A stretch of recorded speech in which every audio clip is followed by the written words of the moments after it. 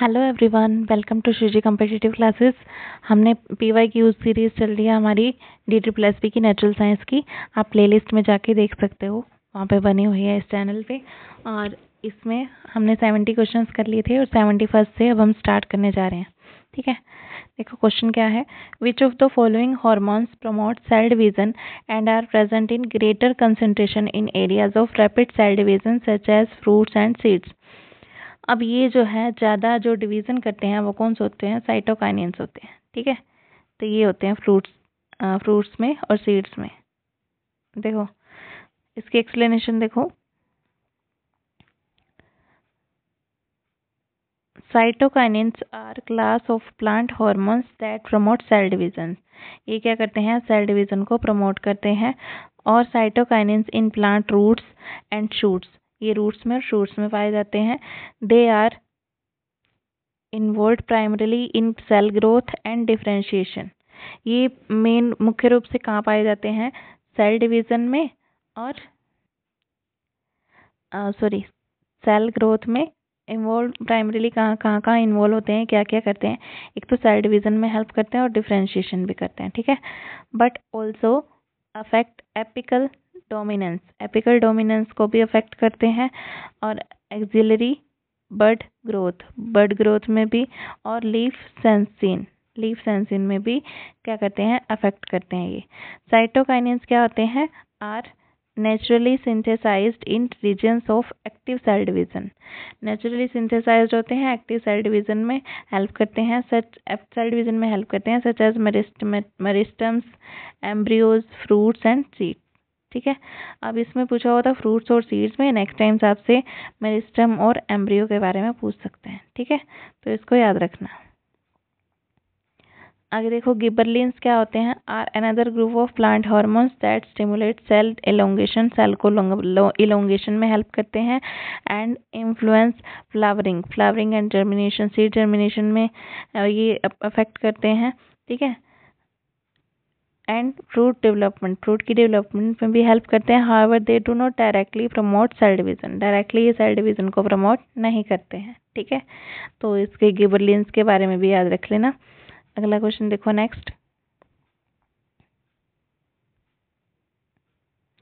इसमें थोड़ा सा और एक्सप्लेन किया हुआ है। Ascorbic acid is A vitamin not a hormone. Ascorbic acid क्या होता है? एक विटामिन होता है, हार्मोन नहीं होता है।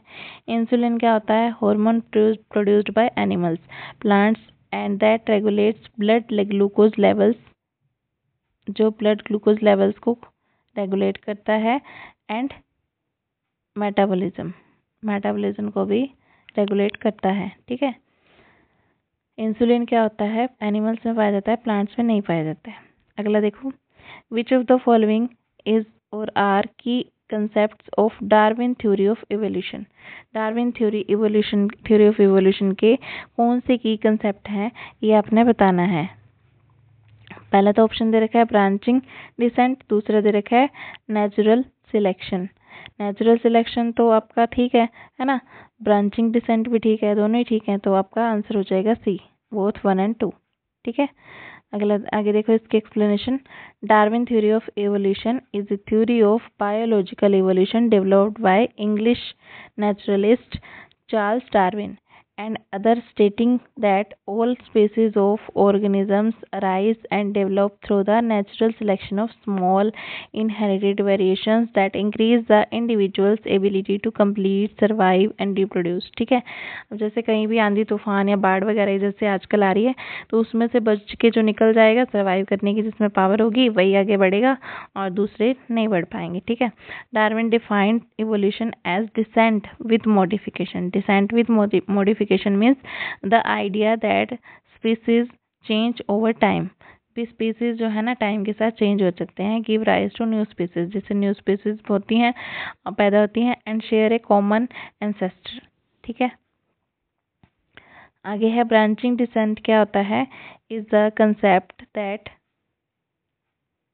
all living organisms are related by common ancestry and have diverged from the one another over time। ठीक है, एक दूसरे से डाइवर्ज हुए हैं टाइम के साथ, natural selection is the mechanism that Darwin proposed for evolution. Natural selection क्या है? एक मैकेनिज्म है जो डार्विन ने प्रपोज किया था। इसमें इन विच heritable traits that help organisms survive and reproduce become more common in the population over time. ठीक है, both of these concepts are key of Darwin's theory of evolution। मतलब मेन सीधी सी बात है, ये दोनों डार्विन के क्या हैं, की पॉइंट्स हैं। ठीक है, अब उसके बाद देखो, which of the following approach is based on idea that organisms which are more distantly related will accumulate a greater number of differences in their DNA। इसमें से कौन सी अप्रोच इस आइडिया पे बेस है कि ऑर्गेनिजम्स जो डिस्टेंसली रिलेटेड होते हैं वो क्या करेंगे, greater number of differences in DNA accumulate करेंगे। ये मॉलिक्यूलर फिलोजेनी पे बेस होता है। ठीक है, तो इसके एक्सप्लेनेशन देख लो। मॉलिक्यूलर फिलोजेनी क्या होती है? It is the branch of evolutionary biology that uses molecular data such as DNA or protein sequences to infer the evolutionary relationships among organisms। ठीक है, तो by comparing molecular sequences of different organisms, molecular phylogenetics can estimate the amount of genetic divergence between them and reconstruct their evolutionary history in the form of a phylogenetic tree। The more distantly related two organisms are, the more differences देखो, एक जना रहता है उसमें, जहाँ पे America में एक जना रहता है, इंडिया में सबके अपनी उनकी अलग अलग होंगी ना, डिफरेंसेस होंगे उनमें। वहाँ के लोग अलग होंगे, यहाँ के लोग अलग होंगे। वहाँ पे ज़्यादा वाइट गोरे होते हैं और यहाँ पे थोड़े अलग होते हैं, गेहूं रंग के, है ना।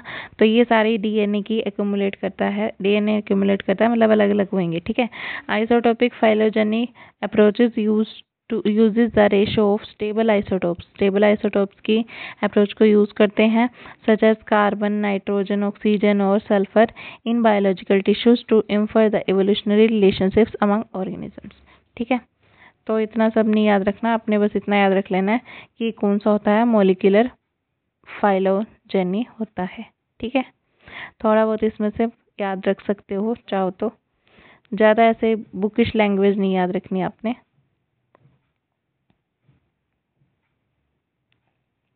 उसके बाद एटॉमिक फाइलोजेनी क्या होता है?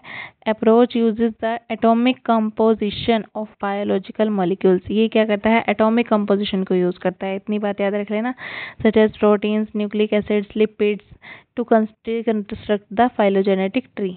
ठीक है, रिकंस्ट्रक्ट करने के लिए फाइलोजेनेटिक ट्री को। अब उसके बाद देखो, जीनोम क्या होता है? Genome sequencing phylogeny is an approach that uses the whole genome sequence data of different organisms to infer their evolutionary history। ठीक है, जीनोम क्या करता है? जीनोम सीक्वेंसिंग क्या होती है? जीनोम सीक्वेंसी फाइलोजेनी ये होती है, कोई अप्रोच होती है जिसके अंदर, एक अप्रोच होती है जिसके अंदर ये क्या करता है, होल जीनोम को sequence data of different organisms को यूज करता है। ठीक है, एवोल्यूशनरी हिस्ट्री को बताने के लिए। कहाँ गया? एवोल्यूशनरी हिस्ट्री के लिए। ठीक है, आगे देखो next question, which of the following primates were found 15 mea and was more man like। 15 million आएगा यहाँ पे। ठीक है, कौन से नर 15 मिलियन वर्ष पूर्व पाए गए और अधिक मानव समान थे, मतलब ज़्यादा ह्यूमन जैसे थे, वो थे राम पिथेकस। ठीक है, राम पिथेकस, ऐसे याद रख लेना। अब उसके बाद देखो, ये एक्सप्लेनेशन इसमें दी हुई है, पढ़नी हो तो पढ़ लेना। ठीक है, ज़्यादा ऐसे पूरे डीप में जाओगे, अब टाइम तो कम है ना, तो सीधा पढ़ लो इसको। ठीक है, मिलियन ईयर्स एगो ऐसे है इसका, मया का मतलब है मिलियन ईयर्स एगो।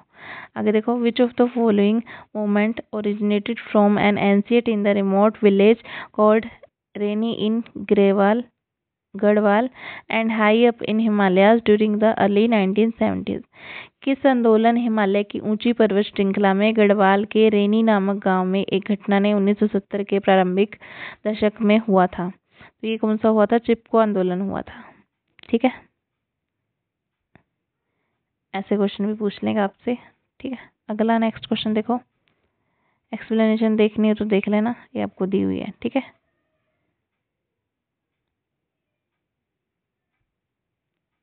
ये देख लेना, यहाँ से पढ़ लेना। अगला देखो, which plants were introduced into India for their lovely flowers, उनके बढ़िया फ्लावर्स के लिए उनको इंट्रोड्यूस किया गया था, इंडिया में लाए थे, but later they caused, one second, caused havoc by their excessive growth by causing blocks in our waterways।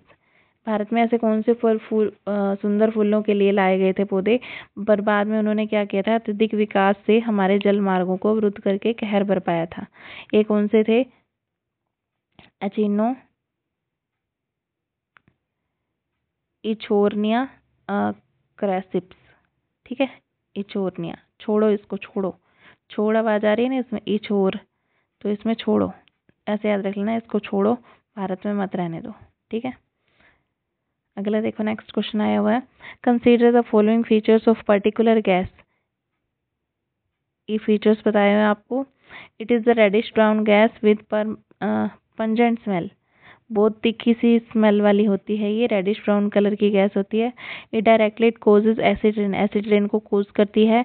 और which of the following gases is being talked about, ये कौन सी गैस होती है, ये आपने बताना ही होती है, NO2, ठीक है, नाइट्रोजन डाइऑक्साइड। रेडिश ब्राउन होती है और इसकी पंजेंट स्मेल होती है, ठीक है। और it is highly reactive gas that can react with water to form nitric acid, ये नाइट्रिक एसिड को फॉर्म कर सकती है वाटर के साथ। नेक्स्ट क्वेश्चन देखो,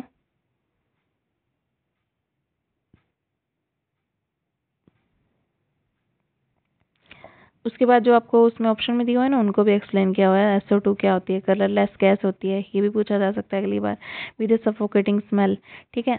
और ये भी एसिड रेन में हेल्प करती है, H2SO4 बनाती है। CF क्या करती है, ग्रुप ऑफ सिंथेटिक कंपाउंड्स है दैट कंटेन क्लोरीन, इसके अंदर क्लोरीन होती है, फ्लोरीन होती है और कार्बन होती है, क्लोरीन फ्लोरीन कार्बन, क्लोरोफ्लोरोकार्बन इसका नाम ही होता है ना।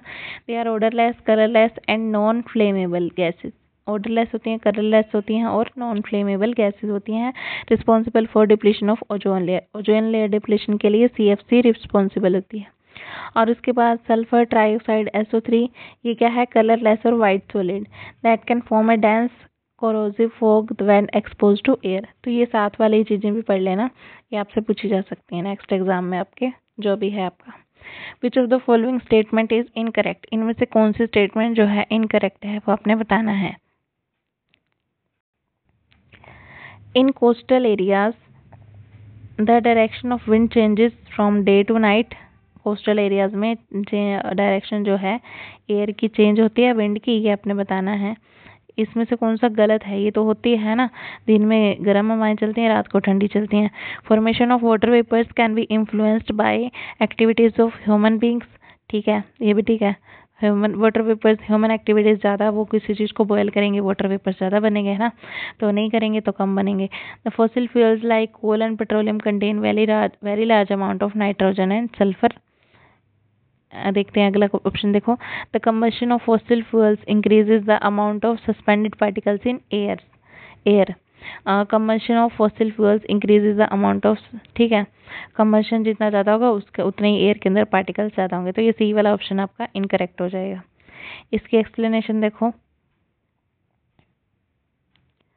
Fossil fuels like coal and petroleum do not contain very large amount of nitrogen and sulphur, इनके अंदर इसका लार्ज अमाउंट नहीं होता है, इसके अंदर मोस्टली कार्बन होती है और हाइड्रोजन होती है, with small amount of nitrogen sulphur oxygen, ठीक है, and other elements. The percentage of nitrogen and sulfur in fossil fuels varies depending on the type and source of the fuel। इस पे depend करता है कि type कौन सा है और सोर्स कौन सा है फ्यूल का, but it usually less than 5%, ठीक है। कार्बन का आपने पढ़ा हुआ ना, वो जैसे होता है, एक आपका होता है बिटुमिन होता है, ठीक है, बीट होता है, एंथ्रासाइट होता है, ये टाइप है उसके, कि इसमें कार्बन जब सबसे ज़्यादा होती है वो सबसे अच्छा होता है, ठीक है। इन coastal areas direction of wind, ये तो आपको बता ही दिया। ह्यूमन एक्टिविटीज, ये सब हमने कर लिया। अगला देखो question, which of the following organisms can fix atmospheric nitrogen? कौन एटमॉस्फेरिक नाइट्रोजन को फिक्स करता है इनमें से? वायरस करता है, बैक्टीरिया करता है, फंजाई करता है या एल्गी करता है? इसका आंसर देखो क्या आएगा, बी आएगा, bacteria. Bacteria are the only organism that can fix atmospheric nitrogen. Atmospheric nitrogen को फिक्स करते हैं bacteria, which means they can convert the nitrogen gas in the air into ammonia. Nitrogen gas को ammonia में convert कर देते हैं और ये अमोनिया क्या करता है, प्लांट के अंदर जाके इनके प्लांट के नीचे जो अर्थ में से जो प्लांट को चाहिए होती है नाइट्रोजन, नाइट्रोजन सीधी नहीं लेते हैं प्लांट, तो अमोनिया में कन्वर्ट की हुई को आसानी से ले लेते हैं। ठीक है, some example, nitrogen fixing bacteria. Nitrogen fix कौन करता है? जैसे उसमें प्लांट्स में राइजोबियम करता है और एजोटोबैक्टर करता है, साइनोबैक्टीरिया करता है। ठीक है, तो ये क्या होते हैं, सारे ब्लू ग्रीन एल्गी होते हैं। ठीक है, वायरसेस जो होते हैं, वायरस क्या होते हैं, नॉट लिविंग ऑर्गेनिज्म, ये लिविंग ऑर्गेनिज्म नहीं होते हैं। Can not fix atmospheric nitrogen, ये फिक्स नहीं कर सकते नाइट्रोजन को, फंजाई भी नहीं कर सकते। ठीक है, however some fungi can form symbiotic associations with certain plants. symbiotic association तो कर सकते हैं but नाइट्रोजन को फिक्स नहीं कर सकते, such as lichens and mycorrhizae। ठीक है, and help them absorb nitrogen from the soil, उसमें नाइट्रोजन को हेल्प करते हैं एब्जॉर्ब करने के लिए सोयल से। मोस्ट एल्गी क्या होते हैं, ये भी एटमॉस्फेरिक नाइट्रोजन को फिक्स नहीं कर सकते, एक्सेप्ट फॉर साइनोबैक्टीरिया एल्गी जो है वो कर सकता है, which are technically bacteria and not true algae. ये ट्रू एल्गी नहीं है, बैक्टीरिया ही होता है एक टाइप का ये। For what purpose do many marine animals generally use dissolved carbonates in sea water? Sea water में घुले हुए कार्बोनेट का उपयोग आमतौर पर किस उद्देश्य के लिए करते हैं समुद्री जानवर जो होते हैं? अब इसमें आपको ऑप्शन दिए हुए हैं, रेस्पिरेशन के लिए करते हैं, अंडर वाटर फोटोसिंथेसिस के लिए करते हैं, टू मेक देयर शेल्स बनाने के लिए करते हैं, या फिर डाइजेशन ऑफ फूड, तो ये अपनी शेल्स बनाने के लिए, अपना कवच बनाने के लिए यूज करते हैं। ठीक है, इसको एक्सप्लेन देखो किया हुआ है, many marine animals such as corals, oysters, clams and snails use the dissolved carbonates in seawater to make their shells or skeletons out of calcium carbonate. ठीक है, and mineral compounds. Calcium carbonate is formed by combining calcium ions and carbonate ions which are both abundant in seawater.